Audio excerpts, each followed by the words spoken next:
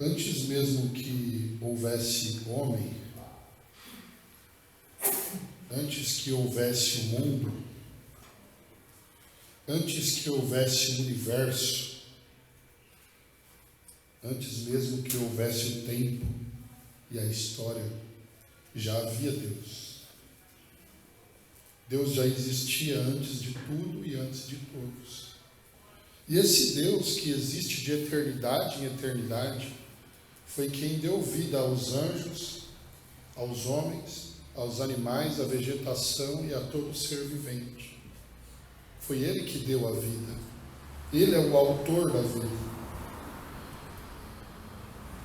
E também foi esse Deus que, depois de formar o primeiro homem do barro, como um oleiro, com as suas próprias mãos, a Bíblia diz em Gênesis que Ele soprou o fôlego de vida nas narinas do homem, e o homem se tornou alma vivente.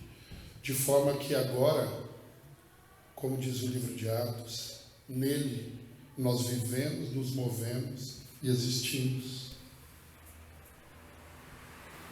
Então a nossa vida, na verdade, não é nossa.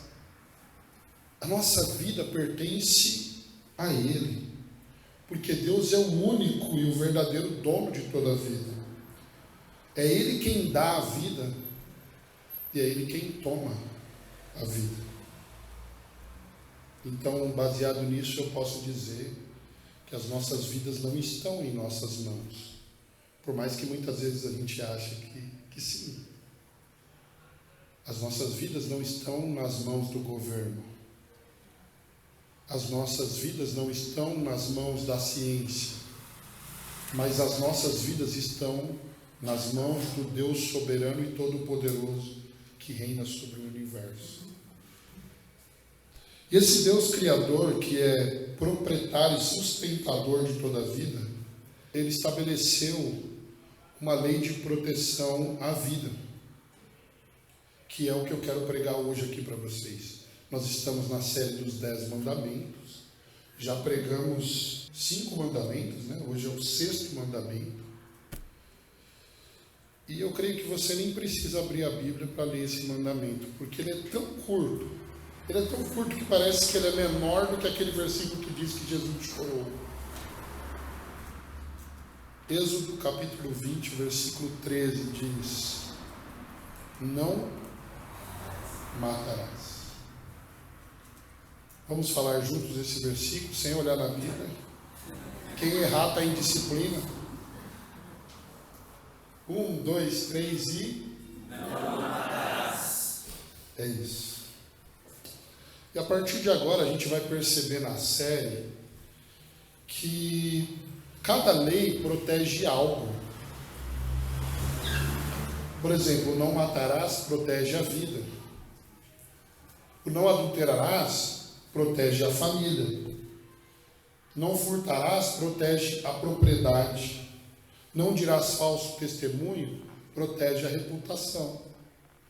E não cobiçarás protege o próprio coração.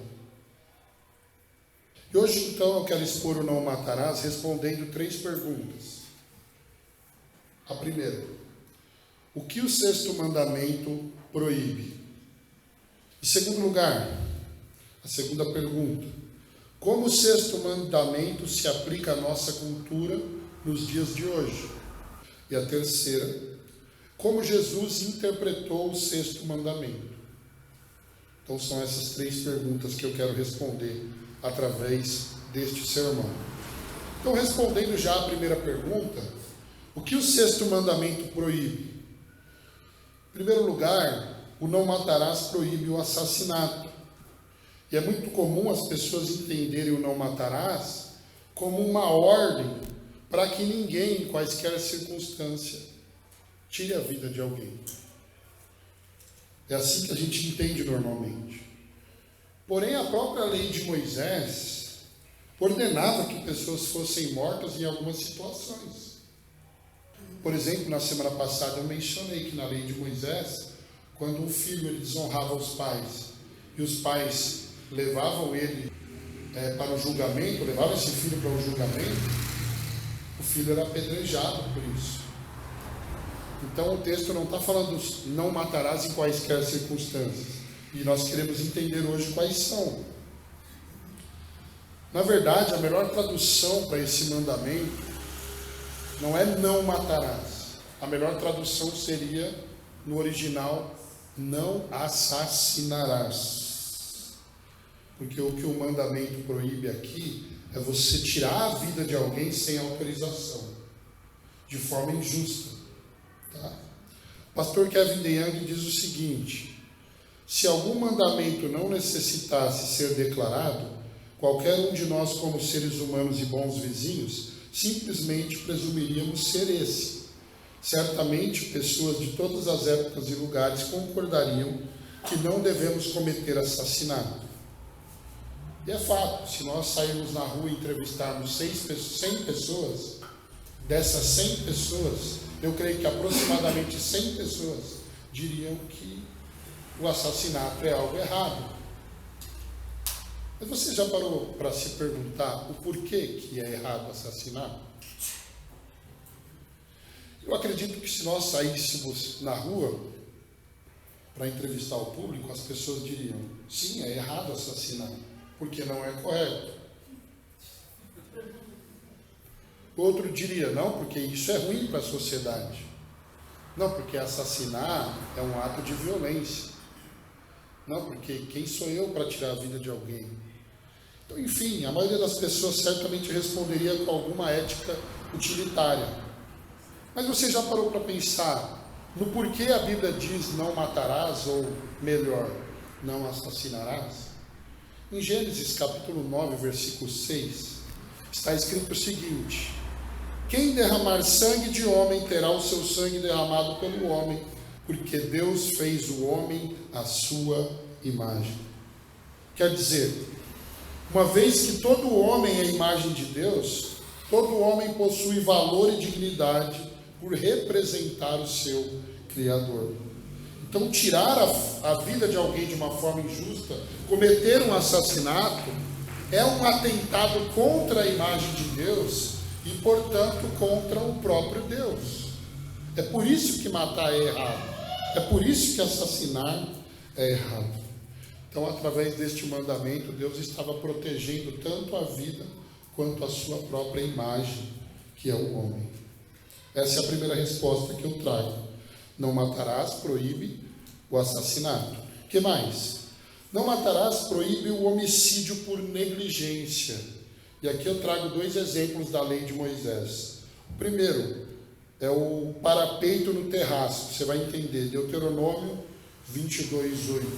Diz o seguinte: quando construíres uma casa nova, farás um parapeito no terraço, para que não tragas culpa de sangue sobre a tua casa, se alguém cair de lá. Então, naquela época, haviam algumas noites que eram muito quentes, e era muito comum as pessoas subirem ao terraço para dar uma refrescada. Agora imagina você em cima de um terraço, de uma varanda, sem uma proteção. Essa igreja começou numa varanda. Imagina a gente se reunindo ali por um ano, como nós ficamos, 1 ano e alguns meses, sem um parapeito ali, alguma coisa que impedisse que alguém caísse dali. Alguma criança poderia ter caído, ou até mesmo um adulto. Então, a lei de Deus, ela se preocupa de fato com a vida, e ela protege a vida, né? Então, com a lei do parapeito, Deus estava dizendo para os israelitas que eles tinham o dever de cuidar dos seus semelhantes, protegendo não somente a própria vida, mas a vida deles. E às vezes, quando a gente está em perigo, a gente só quer proteger a nossa vida, mas a lei de Deus, na ótica de Deus, a gente não protege só a nossa vida, mas a dos nossos semelhantes, a do nosso próximo. Outro exemplo que eu trago da lei é a atenção ao boi perigoso. Êxodo 21, 28 e 29 diz o seguinte, presta atenção nesse texto: se um boi chifrar um homem ou uma mulher, causando-lhe a morte, o boi certamente será apedrejado, e a sua carne não será comida, mas o dono do boi será absolvido. Mas se o boi já costumava chifrar, e o seu dono, tendo sido advertido, não o manteve preso, seu dono também será morto. Quer dizer, resumindo, o sexto mandamento proíbe assassinar ou causar a morte de qualquer pessoa inocente por meio de uma ação direta ou indireta.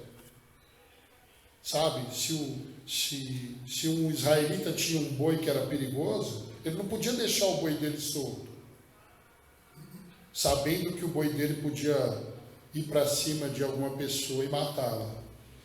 Então, se ele sabia e já tinha sido advertido e o boi matasse alguém, o dono do boi era morto. É o que a gente encontra aqui na lei de Moisés. A pergunta é, essas leis são civis, então elas se aplicam a nós? Não, mas nada impede que a gente aprenda algo com elas. Por exemplo, com o parapeito, o que a gente pode aprender? Eu não estou debaixo da lei civil. Não, mas essa é uma lei de proteção à vida, então por que não aprender com ela? Por que nós colocamos grades nos apartamentos? Para que ninguém caia, para que uma criança não suba num banquinho e caia do prédio. Mas a gente percebe que isso já tinha respaldo lá na lei de Moisés. Então a gente pode aprender com essas leis. O caso do boi perigoso, ninguém nunca na vida cruzou com um boi perigoso, né? Alguém já? Mas que tal a gente aplicar esse princípio a talvez o seu cão? Você que tem lá um pitbull, sei lá, um doberman, um pastor alemão, um cachorro, que se pegar alguém ele pode fazer mal para essa pessoa. Que tal se a gente aprender com esse mandamento a não deixar o seu cão numa situação em que ele possa se soltar e fazer mal a alguém? Então a gente pode aprender com a lei. E aí, contextualizando um pouco mais, lei de proteção à vida. O pessoal fala muito da bebida, né? Que a bebida tira a consciência quando você vai dirigir, você pode matar. Verdade? É errado. No entanto, quantas vezes a gente dorme mal e vai dirigir? E se a gente pensar no bem do nosso próximo e sermos sinceros, existem muitas circunstâncias que era melhor não dirigir.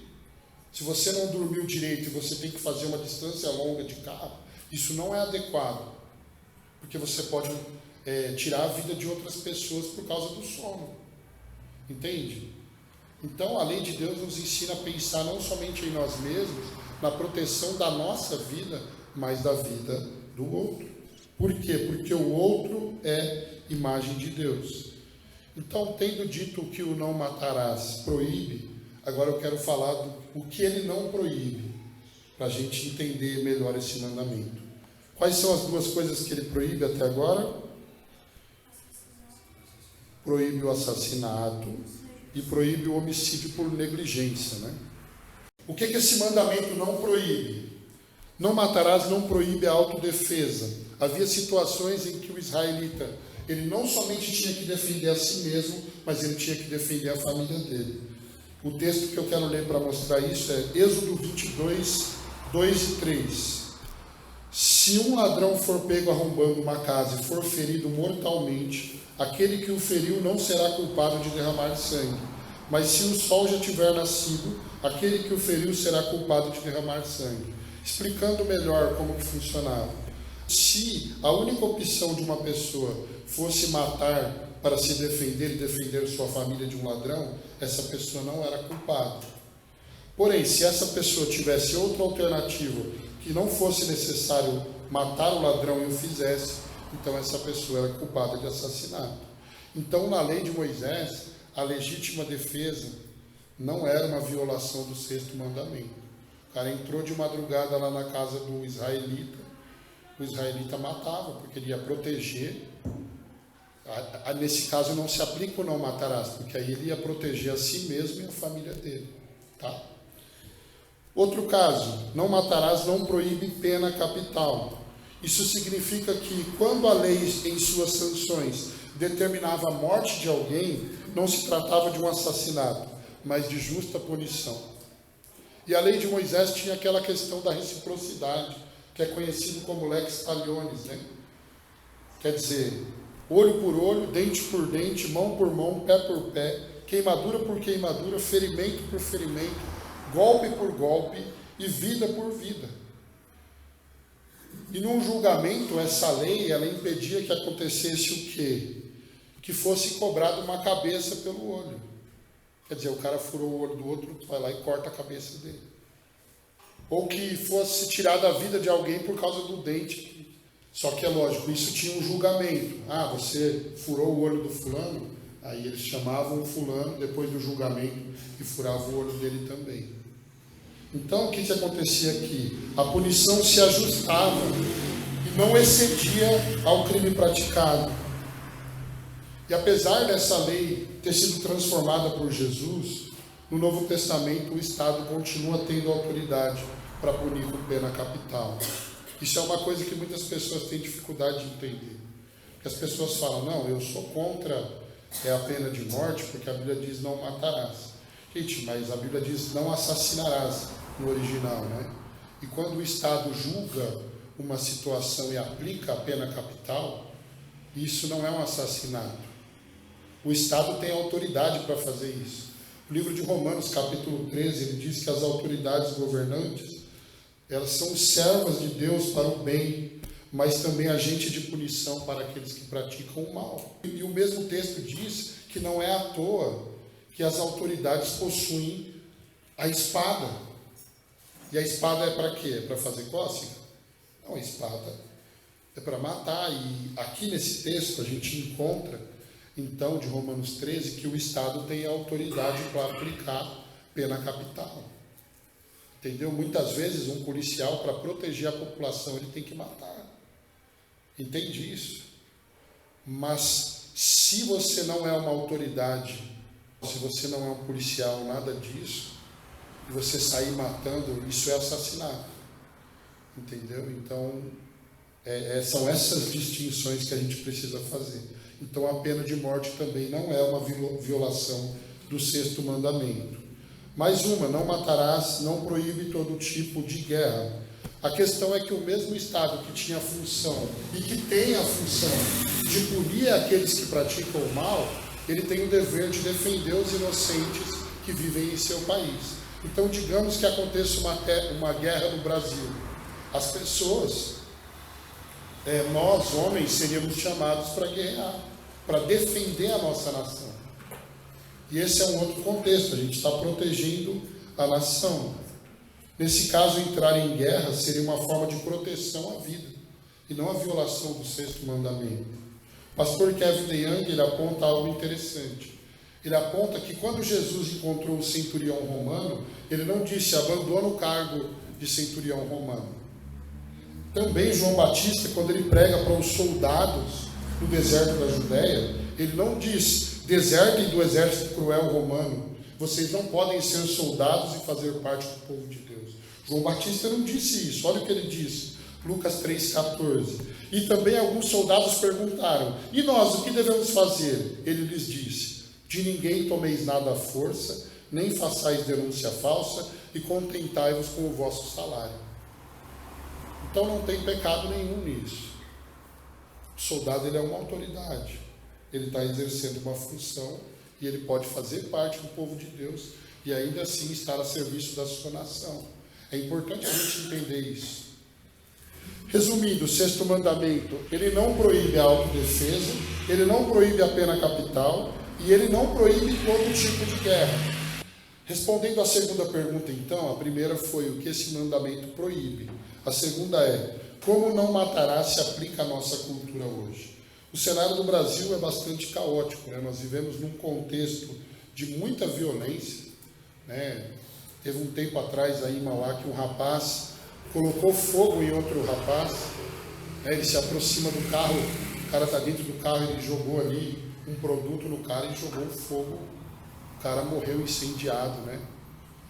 E a gente vê aí pessoas sendo assaltadas, e os ladrões muitas vezes levam o celular, levam ali a carteira, levam o dinheiro da pessoa e ainda matam a pessoa, sem que a pessoa ofereça qualquer resistência.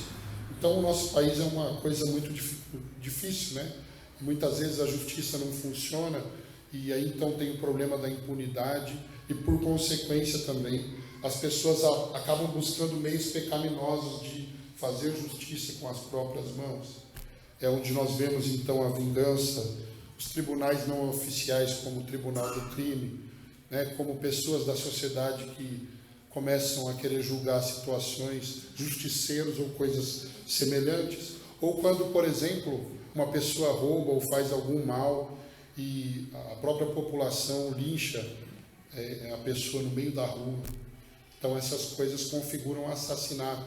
Eu sei que a gente está num país em que há impunidade e é muito difícil lidar com isso, ver que a pessoa que fez o mal não pagou pelo mal que fez, mas nós não temos autoridade para assassinar ninguém, nem linchar, nem de forma coletiva, nem de forma individual. E aqui eu preciso falar de 3 aspectos relacionados ao homicídio que envolvem a nossa cultura de hoje. Gente, vou falar uma coisa para vocês. Nós temos estudado aqui o 9 Marcas de quarta-feira, e a primeira marca de uma igreja saudável é a pregação expositiva. Na pregação expositiva, a gente vai pregando toda a Bíblia, trechos da Bíblia, enfim, livros da Bíblia, em sequência, sem pular nenhum texto, porque nós acreditamos que toda a Bíblia é a palavra de Deus.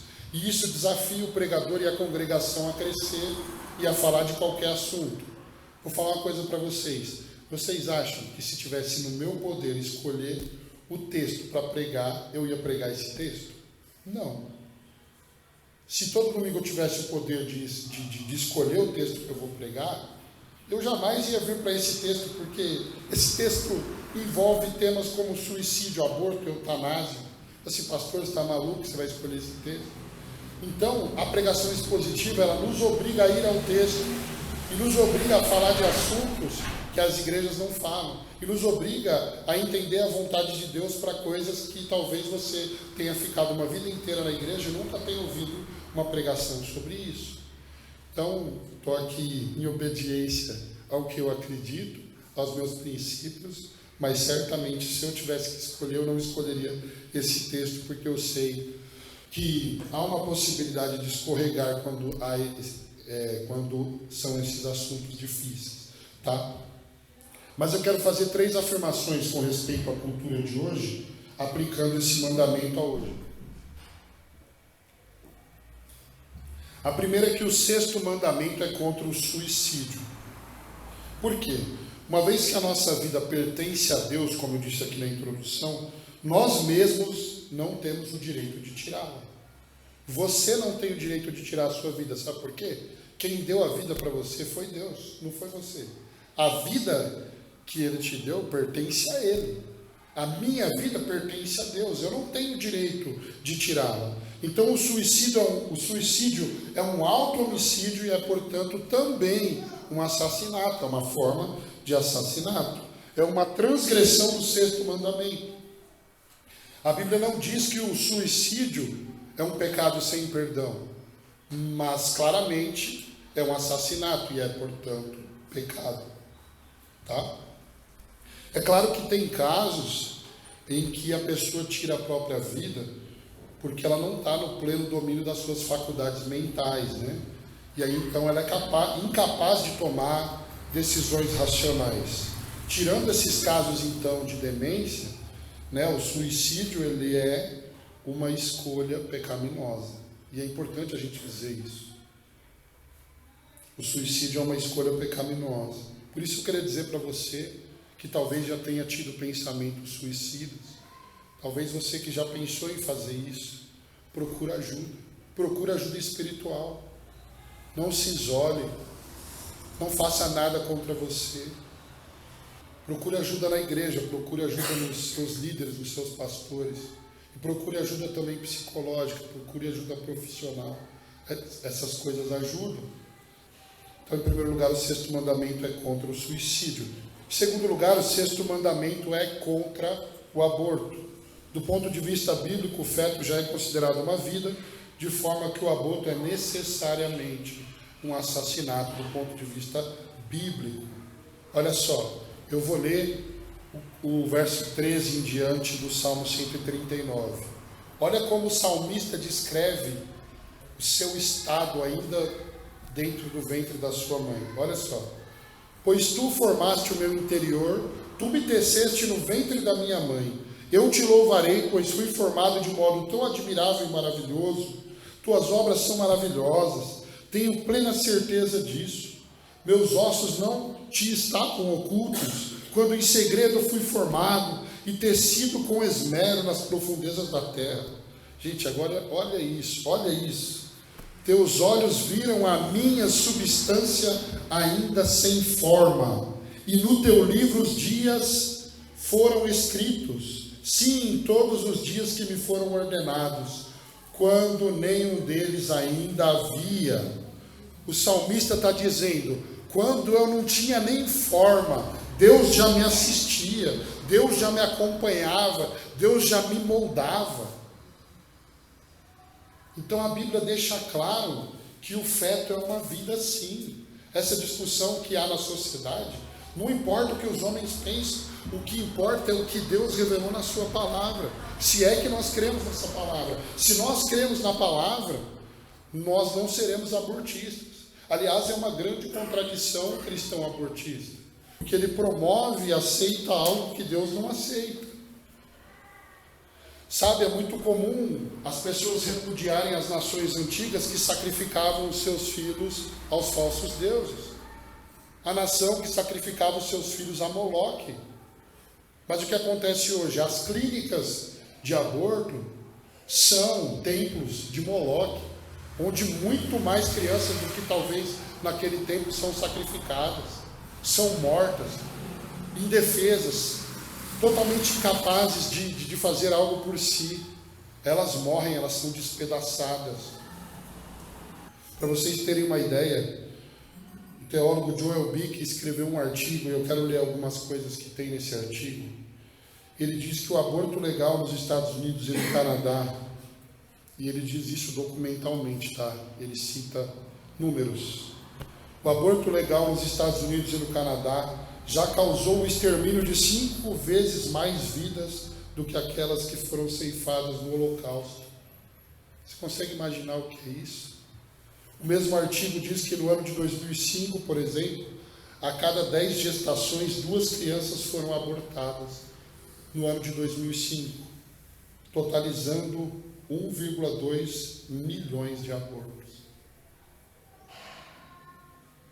1,2 milhões de assassinatos, sem que essas crianças sequer vivessem um dia de vida, fora da mãe, né?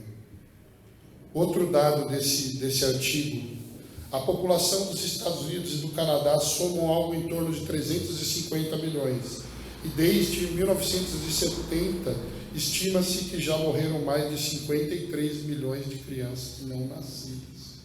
Gente, é isso que está acontecendo no mundo. E não adianta a gente ficar querendo racionalizar e falando, mas e isso, mas e aquilo, mas e isso, mas e aquilo.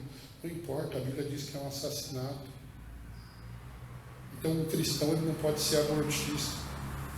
Se você é cristão, você precisa se posicionar contra o assassinato de crianças que acontece através do aborto, porque é uma quebra do 6º mandamento. João Calvino disse, o feto, embora no ventre da mãe, já é um ser humano e torna-se quase um crime monstruoso tirar dele a vida que ainda não começou a desfrutar. Se parece ser mais tenebroso matar um homem em sua própria casa do que no campo, porque a casa desse homem é seu lugar de refúgio mais seguro, é certamente mais cruel destruir um feto no útero antes de vir à luz. É bem forte. E por fim, o 6º mandamento é contra a eutanásia. As leis que legalizam o suicídio assistido continuam ganhando espaço na América e em todo o mundo ocidental. E escute isso, gente. Há leis que não requerem a notificação dos membros da família, nem especificam que tipo de médico tem autorização para fazer seu diagnóstico. Essas mesmas leis permitem que esses médicos comprem medicamentos suicidas na farmácia local e eles mesmos podem administrar por sua própria conta. Então, muitos países, o médico ele tem ali a autoridade para decidir dá uma injeção no idoso ou em uma pessoa que não está reagindo bem e encerrar a vida dela. Mas ninguém tem essa autoridade. É Deus quem dá a vida e é Deus quem toma a vida. Esses são problemas do mundo de hoje. Mas a lei de Deus continua dizendo que cada vida é importante. Por quê? Não assassinarás, porque todo homem é imagem e semelhança de Deus. É isso. Aí eu chego para responder a última pergunta. Qual foi a segunda? Quem lembra? Como não matarás se aplica à nossa cultura? O sexto mandamento é contra o suicídio, o sexto mandamento é contra o aborto e o sexto mandamento é contra a eutanásia. E agora chego na terceira e última pergunta.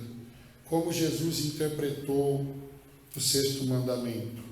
E aqui eu creio que é importante você abrir comigo em Mateus capítulo 5, versículos 21 e 22.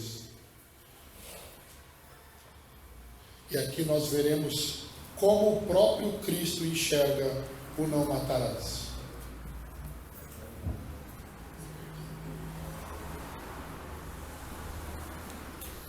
Olha só, amados, o que esse texto diz. Agora Jesus falando no Sermão do Monte sobre o sexto mandamento, tá? Ouviste o que foi dito aos antigos: não matarás, e quem matar estará sujeito a julgamento. Eu, porém, vos digo que todo aquele que se irar contra o seu irmão será passível de julgamento. Quem o chamar de insensato será réu diante do tribunal, e quem o chamar de tolo será réu do fogo do inferno. E talvez você pense, talvez nessa série você tenha chegado no sexto mandamento e sentido um alívio. Esse mandamento eu cumpro, eu nunca matei ninguém. Mas Jesus acabou de destruir nosso castelinho de areia.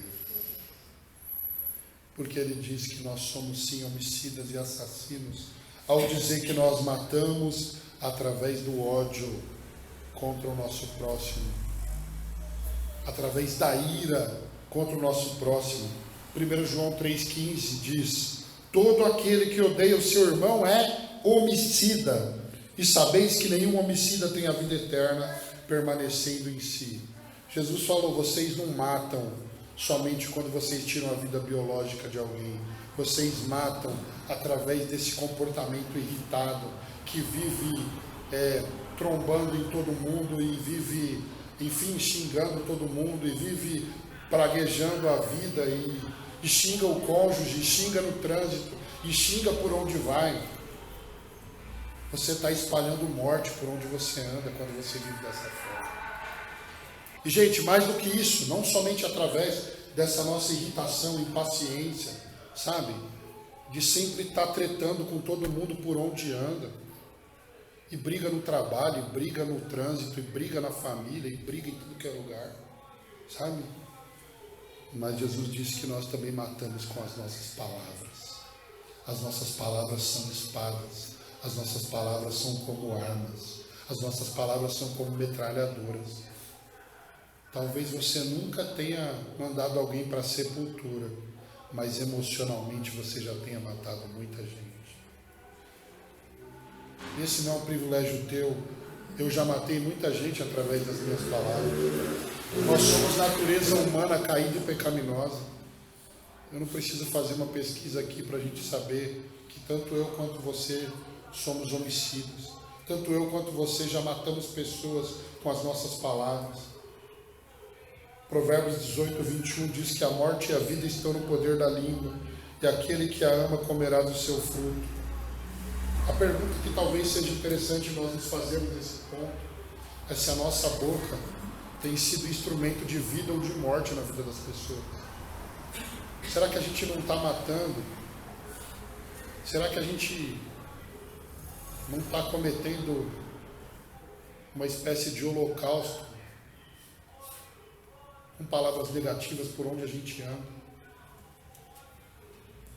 É algo que a gente precisa refletir. A verdade é que se nós observarmos a forma como Jesus aplicou esse texto, entendeu, interpretou esse texto, nós vamos assumir que nós precisamos de um Salvador.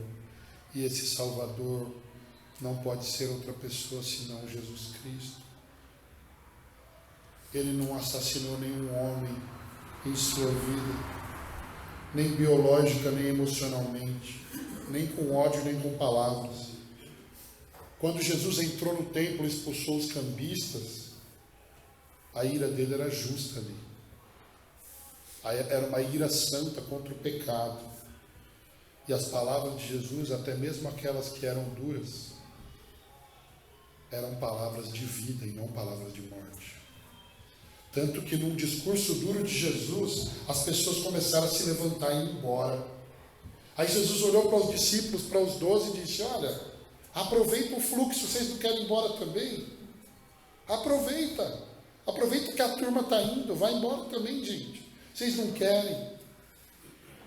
Aí Pedro diz assim: Senhor, para quem iremos nós? É o Senhor quem tem as palavras de vida eterna. Pedro está dizendo: as mesmas palavras que me machucam são as palavras que me curam. Que as palavras de Cristo, sejam elas duras ou não aos nossos olhos, elas são as palavras que a gente precisa. E elas não são palavras de morte, elas são palavras de vida.